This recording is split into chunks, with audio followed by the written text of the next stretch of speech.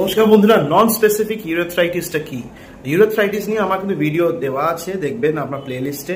এবং অনেক পেশেন্টরা আমি পাই, ইয়াং ছেলে যারা পেনিস টিপ পেন নিয়ে ভুগছেন। খালি ইয়াং পেশেন্ট নয়, জানেন তো 30, 35, 40 বছরের ভদ্রলোকেরা আসেন, অনেক দিন ধরে ভুগছেন, যাদের পেনিসের টিপে একটা ব্যথা। কেন ব্যথা?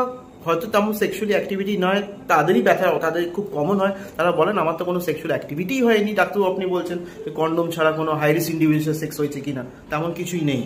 তাদেরকে এই নন স্পেসিফিক ইউরেথ্রাইটিসটা খুব কমন। এবং এটা দেখা যায় যে কোনো ডিটারজেন্ট, নন ডিটারজেন্ট সোপ, অনেক রকম শ্যাম্পু বা কোনো লুব্রিকেন্ট জেলি যদি আপনি ইউজ করে থাকেন during the act of sex, বা স্পার্মিসাইডিক জেলি, বা অনেক সময় কন্ডোমের ভেতরে একটা জেলি ফর্ম থাকে, সেটার জন্য অনেকটা অ্যালার্জিক রিয়াকশন হয়।